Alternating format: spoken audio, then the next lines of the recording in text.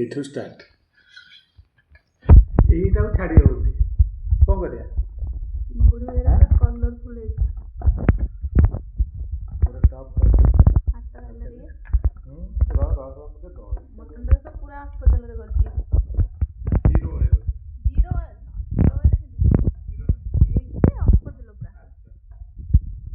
ସେଇଥିପାଇଁ ତ ଭଲ ଖାଦ୍ୟଟା ହେଲ୍ଦି। ଖାଇ ଦେଖିଲେ ନୁହଁ ଠିକ୍ ହେଇଯିବ।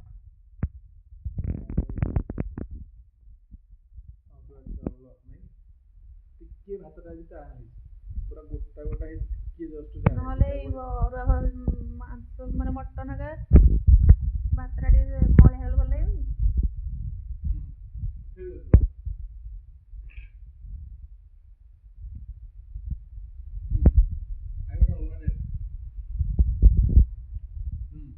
ପୁରା ସିଝେଇଛି।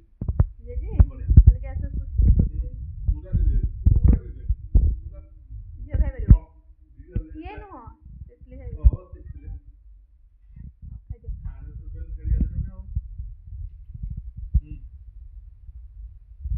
ଖାଇବାର ଗୋଟେ ସଉକ, ଗୋଟେ ମଜା ଯଦି ଆସିଯିବ ଖାଇବାରେ ପୁରା ଶାନ୍ତି ଲାଗିବ। ପୁରା ହାଡ଼ ପିଛା ମଟନ୍ କିନ୍ତୁ ଖାଇଲା ଟିକେ ଧ୍ୟାନ ରଖିବାକୁ ପଡ଼ିବ, ତା ଟୁକୁରା ପିସ୍ ତାକୁ ଦିଅ ମୋବାଇଲ ଲଗେଇକି। ଯା ବାବାକୁ ଦବୁ ମୋବାଇଲ ବି ବେଶୀ ସମୟ ଦିଆଯାଉନି। ସିଏ ଆଉ କ'ଣ କରିବା, ଖାଇବା ସମୟରେ ତ ଡିଷ୍ଟର୍ବ କରୁଛି, ସବୁ ଇଏ ହେଉଛି, ଖାଉନି।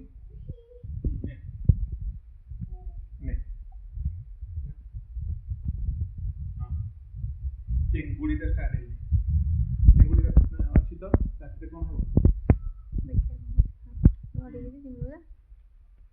କୋଉଟା ଖରାପ ହେଲେ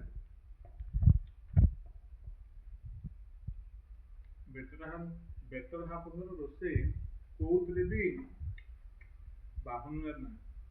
ଆମର ଯଦି ମଝିରେ ମଝିରେ ଝଗଡ଼ା ହେଇଯାଉଛି ଖାଲି, ଝଗଡ଼ାଟାକୁ ମାନେ ମୁଁ ଝଗଡ଼ା କଥା କହିଲି ତ ସେ ପୁଣି ଝଗଡ଼ା କରିବାକୁ ବାହାରିଲେନି। କାହିଁକି ଝଗଡ଼ା କରିବାକୁ ବାହାରିଲେ?